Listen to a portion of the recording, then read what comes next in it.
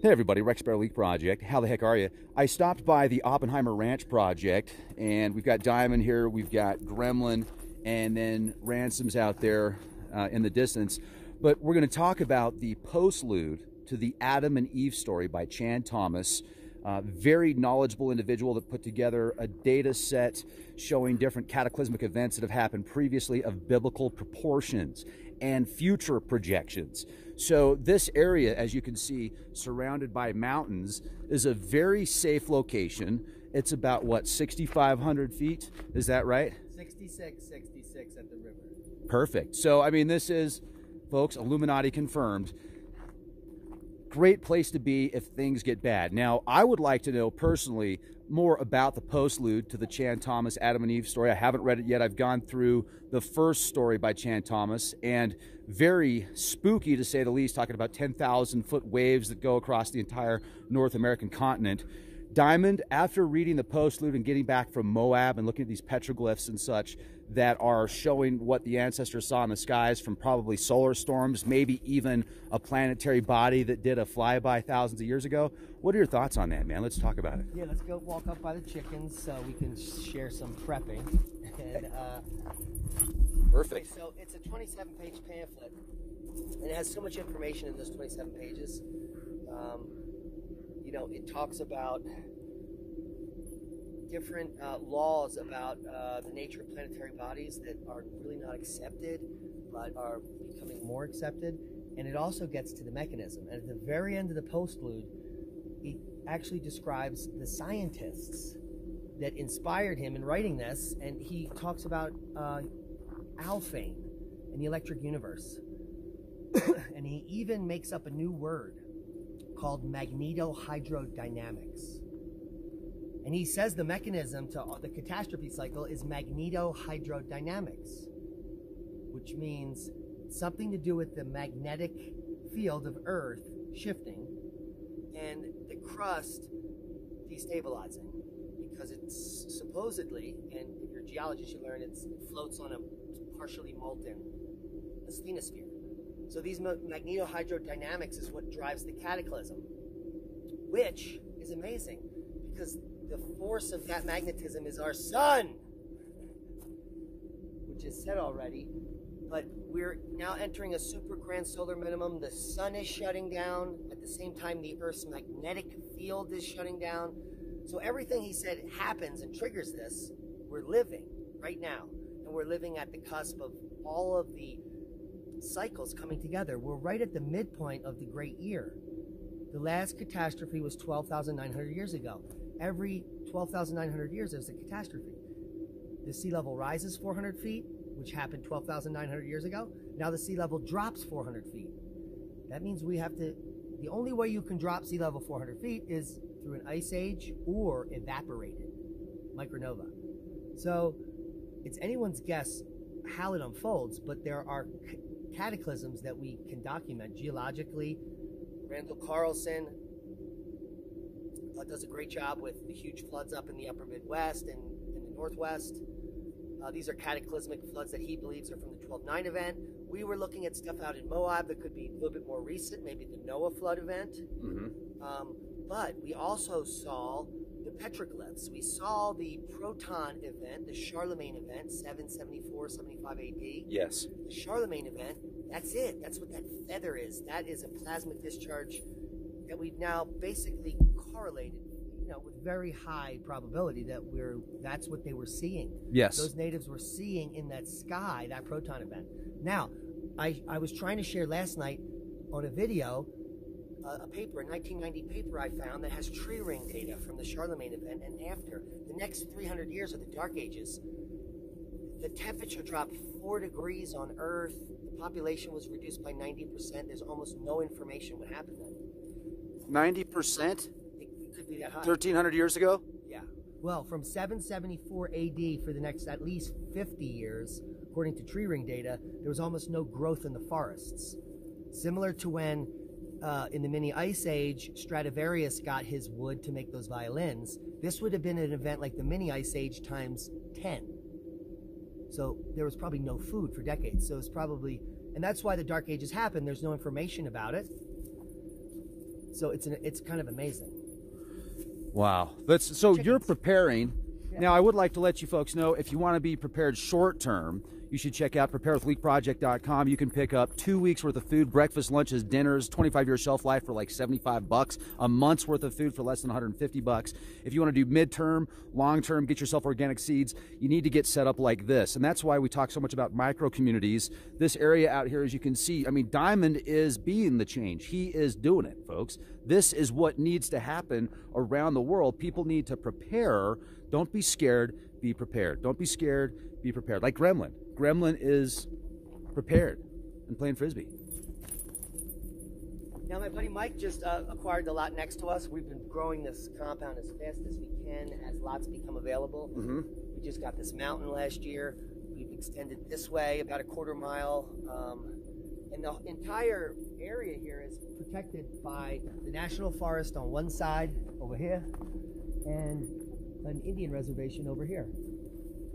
So no one can be here but us, which is the purpose. Not only that, having such biodiversity where you go up from the alpine area down into this banana belt valley, you have all kind of natural fruits and berries and medicinals. All that red in the front yard, that low red, is every species of willow in this area, which can be used for basket making, can be used as a substitute for aspirin. That whole front yard is medicine. And right now it's blooming pussy willows, which we just saw are $7 a bundle at the supermarket. So there's like $10,000 worth of pussy willows there. And hello, you could be cutting those and selling them and making money. There's so many ways to make money if you're using permaculture principles. You always have to be looking for opportunities. You can't continue walking on a straight line. If an opportunity arises, you take it. Diamond, do you think we're going to possibly see even more extreme weather over the next 10 years? You think it's going to get worse or better? Because my projections are it's going to get worse. I mean, look at all the flooding that's going on right now in the Midwest.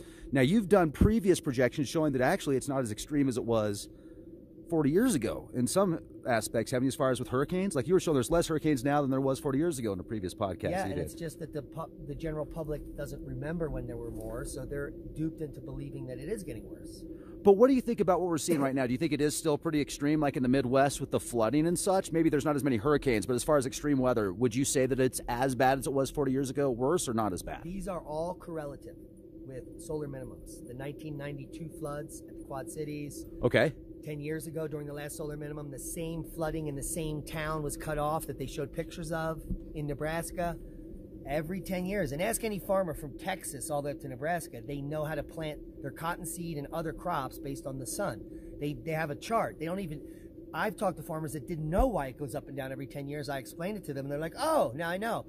It didn't matter to them. They just knew that every 10, I can't plant this now. It's going to be dry. There'll be drought this year, or there'll be deluge. So the problem is that in a grand solar, super grand minima, the sun reduces so much that even when we come back up in a solar cycle, the peak of that solar cycle is like a solar minimum from any other cycle. So what that means is cosmic rays continue to increase, the cloud cover continues to increase, the atmospheric compression continues to increase, the deluges and flooding continue to increase, and if you live in a wet spot like the mountains, you have record snow and record runoff and record flooding and record landslides. So we know this every solar minimum this happens, and as we get lower and lower in the minimum, each of these minimums is going to be more and more epic. This one's not over. We have a whole other year of what you just saw is going to repeat and get worse, at least. And then the year after that, we might be able, as we're supposed to come up in cycle 25, if it gets worse, then we now have the gauge to say, oh my goodness, we need to get ready, because it's never going to get better after that. Because this is going to go on for at least 5 to 10 decades just based on the solar science.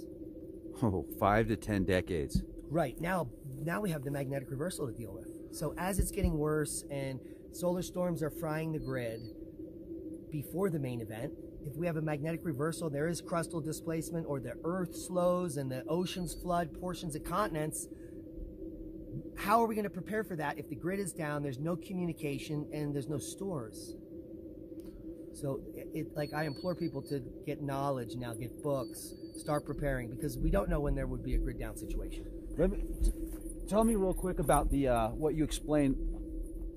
Not bad. I can talk and chew gum at the same time. They love pigs. Pigs. Now, remember you told me the politician story about the pigs. We'll get into that in a minute, but you're like, look into their eyes. They used to be politicians. That was the classic, man. That was classic diamond right there. But anyway, they're reincarnated into this. Let's go back to, you explained to me the magnetic pole shift, and it was great the way that you explained it. And we were in Moab, and we were looking at areas that were showing biblical proportions of cataclysmic events written in stone also. So we were looking at the stone, we were looking at the evidence. You were explaining to me these canyons, like, where's the runoff? There's no runoff there. And you were talking about, giant lightning bolts coming down and incinerating everything, basically. But when we were discussing that, you described the magnetic pole shift. And I think that you explain that better than just about anybody I've ever heard explain it. So let's talk about that. Explain Are you talking about the cookie sheet example? Yes. Okay, so the idea is hypothetical that the magnetohydrodynamics that Chan Thomas talks about control the crust actually sticking to the inner molten part of the Earth. As the magnetic field weakens, it could slow the planet. If the planet slows due to centrifugal force, the oceans don't slow because the oceans are detached from the surface. So the way I was saying it is and all you can prove this, if you fill a cookie sheet with water and you start walking across the room, that's like the Earth spinning. If the Earth slows and you slow down with the cookie sheet, the water continues off of the cookie sheet, which hypothetically happens to the Earth. So now it's my opinion that these slowdowns, as the magnetic field is getting jiggy and flips back, could cause just minor flood events, which only wash up certain portions of the continents. All the continents would flood west to east. That's a given because of the way we're spinning. So the deluge would start in the west of the continent and wash across it. And in the Adam and Eve story, it came all the way as far as here in the valleys. And the natives that were up on Pikes Peak witnessed it as it washed by. There's no evidence that it washed through this valley where we're sitting. There's evidence of flooding where you're standing, Rex. And if you turn around, this is part of the canyon works. This big bump of this hill here, you see, how high would you say this hill is from the valley floor? Maybe 100-foot high bump? Max. Yeah, so this is all sediment that came out of that canyon. There's nothing above that mesa, Rex. So that means it had to rain 10 inches an hour for 4 years to get this sediment pile. So that's something biblical. There was a huge climatic catastrophe here. It's nothing like that. Now we're in the desert. And so it's coming. And the moon is about to be full. One of the reasons, that's beautiful. Yeah. Fantastic. A reminder. Look at how bright that is. That's just popping tonight, man. That's great. And certainly, some of the topography in the Rocky Mountains here are going to split the flood and save a lot of people that are prepared. We're, preparing to make some like higher areas, some higher bunker type areas with food caches and stuff, so that if we're stuck here and we need to stick it out, that we can at least go higher to the top of the mesa. That's the top of the top. That mesa is separate from all the land around it, so you're literally sitting on a safe top of a, surrounded by valleys. And these exist all over here. Now, going back to the Adam and Eve story, when it talks about how there's like gray matter that's released from the core of the earth, which is what causes these events, these almost like resets, almost extinction level events, and biblical proportions. Do you feel that the Postlude describes what connects that? Because he doesn't really have an answer in the, hold on a second, I gotta get that bird in the background. Is that a chicken? It's a duck. That's a duck? Yep. Nice. It's a tropical duck. It's a tropical duck. In the high mountains. Cool. Okay. But he describes that's what causes it, the gray matter that comes out of the core of the earth, and then all these events, the tectonic plates move, the 10,000-foot wall of water, the 1,000-mile-an-hour winds, the shredding of flesh, all that stuff that's described. Then you can watch 2012, and folks, I'm using the movie 2012 as an example because that gives you visual stimulation. I think that they might have actually gotten that research essay as a script outline. And call me crazy, folks. I'm okay with that. But watch the film and then read the essay, and you'll say, yes, Rex, you're right. It does sound very similar. So that event and what goes on in that event is very similar to you've seen the movie, right? Yeah. Would you agree with me on that it's very similar? Yes. But let's talk about the gray matter. Yes. what can happen is if there is shifting of the crust and there are fissures all around, we call them plate boundaries now, subduction zones and mid-ocean ridges, and other plate weaknesses that we have faults on. If the crust is shifting around, some of it is going to have friction and some won't. So continents may rip apart, mountains may be thrust up in very short periods of time. This is all the catastrophism point of view. Now, if we have these ruptures that are deep in the earth, as the magnetohydrodynamics change, you could get mantle material that ejects. Geologically speaking, there are things called kimberlites, which are volcanoes that they're volcanic pipes that can be a foot, 2 feet, 5 feet in diameter. They can be 50 feet. But imagine a volcanic pipe in this diameter that comes from the center of the earth up through the crust and is supposedly, what I learned, erupts into space because it's coming from such a deep distance. It literally shoots up into space. A 5-foot wide diameter pipe. And these are diamondiferous, so they're diamond-bearing kimberlite pipes. There are thousands of them in central Colorado. So if when it's happening, all these volcanoes are erupting into space, it would get dark for decades. Think of the debris that would go up into the upper stratosphere, way up there, towards the ionosphere. It would be dark for decades, literally a dark age. So that's one of the things that might happen. Eclogite is greenish gray. The mantle material is grayish. This is the gray matter I think they're talking about in layman's terms. Mantle rock coming up.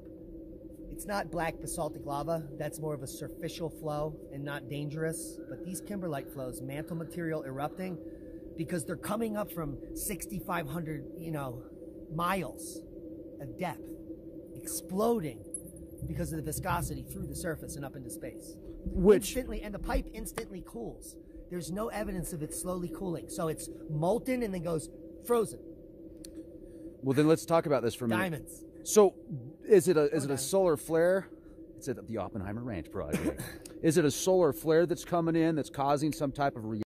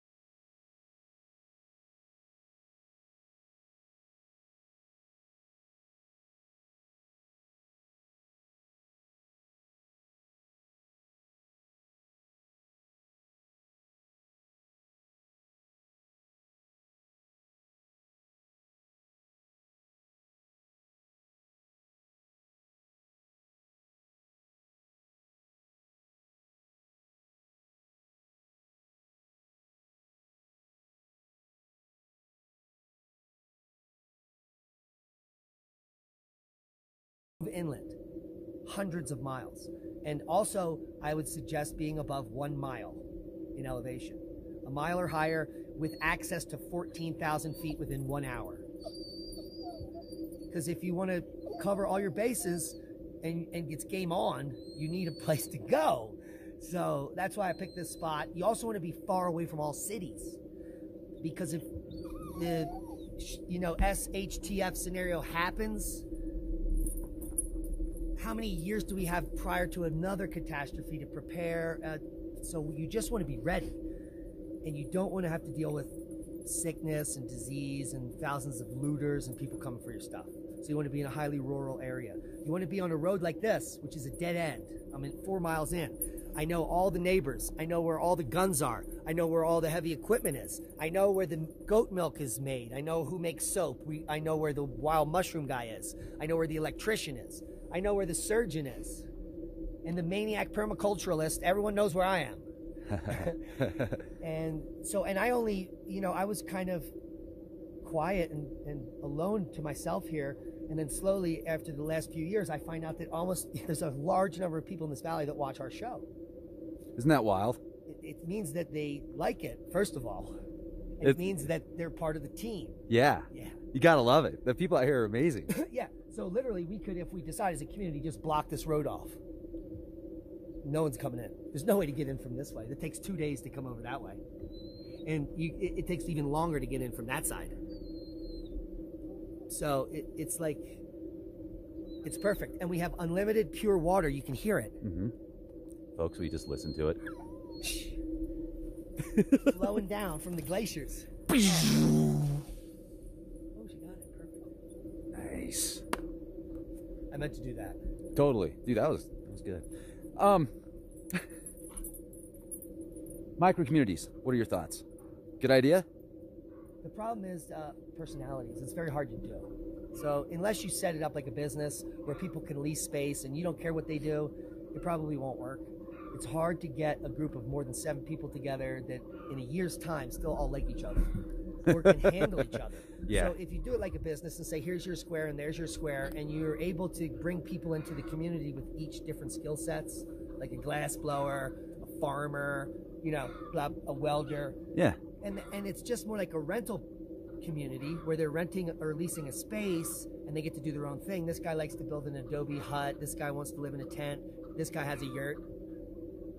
Then it could work because they're simply renting space where like-minded people are doing stuff. And then I think you can add on like collective farming to bring the community up. But you need someone running it that's smart and knows about business models and how to generate wealth or value in the community. Not in the greenbacks, but you might need those so you can start a small business to make money while you're also stockpiling food and dry goods and making textiles and stuff. It's completely doable, but it takes a lot of work. You literally can't have a job. It has to be 100% your life. And even when you do that, there's other distractions, like YouTube channels. The beauty of YouTube. Yeah, so YouTube helps us generate money that we need to do this, but it also slows down the progress, but it also helps thousands of people. It inspires them because be the change. They get to see that it's happening slowly, but he's doing it. Right, getting it done. He's getting it done. Yeah, and you will never get it done correctly. You'll never finish. It's always ongoing, but you're going to learn from your mistakes as you go, which is what you want to be doing, and sooner than later. Because if the grid goes down and you haven't learned from any mistakes and you don't know how to grow food, you don't know how to diagnose sicknesses in chickens, and you think you're going to raise them, how is that going to work out for you? You got to live it. Got to live it. Yeah. Do you think that if something happens catastrophic, big time, like remember the research essay that came out that by 2030, that one gal is projecting that we may not even be able to grow a lot of crops? Yeah, the super grand minimal should peak 2028, 2035. It's in my humble opinion that by 2023 the grid is going to start to fail as we come back up into cycle 25. We're not going to make it to 2025 as far as grid is concerned, in my opinion, which might be a little drastic, but probably not. And so it won't matter. There will be no grid. There will be no YouTube. There will be no help. You need generators by then. You know how to grow your own food. Be on your own. You're giving 5.5 years, basically. 5.5, 6 years. That's your projection. That's my low estimate. Jeez. When you should be ready by. Because after that, let's say the grid stays together, right? Let's say it's failing slightly in some cities, or breaking down in Quebec, and maybe Florida's out for a week, and they're eating each other, and the rest of us are hanging together. What happens then when it gets super cold and there's no more food in the grocery store? There's like 8 things. Inflation is high. People are sick. It's going to be sick because people are sheep.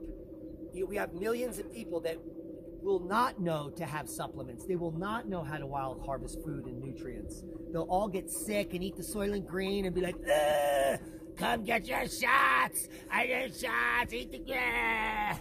So, like, do you want to be prepared or do you want to be assimilated into that nonsense? See, that's why we got to keep YouTube up, man. So we can, if we don't know what we're doing, we can just look it up on YouTube. Hello!